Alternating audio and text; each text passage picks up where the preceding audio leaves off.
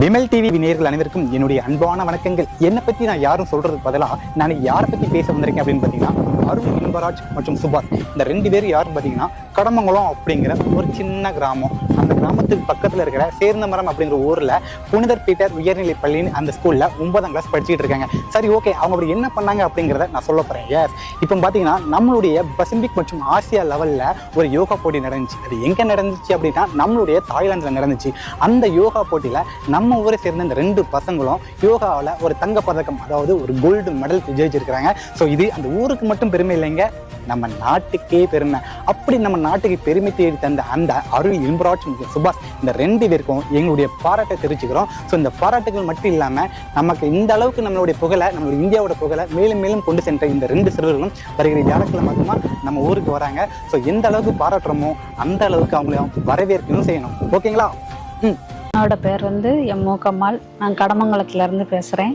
என் மகன் சுபாஷ் 3rd competition தாய்லாந்தில் போய் யோகா அதில் ஃபஸ்ட்டு ப்ரைஸ் வாங்கியிருக்கான், கோல்டு மெடலு. எனக்கு ஒரு பொண்ணு 2 பையங்க. இது 3வது உள்ளவன் 9th படித்து 10th போகிறான்.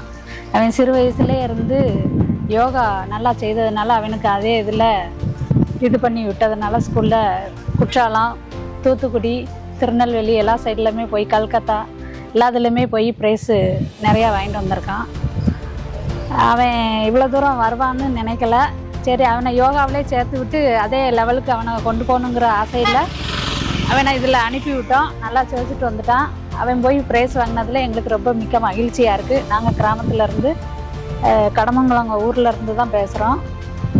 அவன் இவ்வளோ தூரம் வந்ததுக்கு எங்களுக்கு மகிழ்ச்சியாக இருக்குது. எல்லா பேரண்ட்ஸும் எல்லா பிள்ளைகளுமே ஊக்குவிக்கிறதுக்கு அவங்களுக்குள்ள திறமையை என்னென்ன அவங்களுக்கு நல்லா வருதோ அதில் சேர்த்து விட்டு அவங்கள வந்து நல்ல லெவலுக்கு கொண்டு வரதுக்கு பெற்றோர்கள் எல்லோருமே முயற்சி செய்யணும்.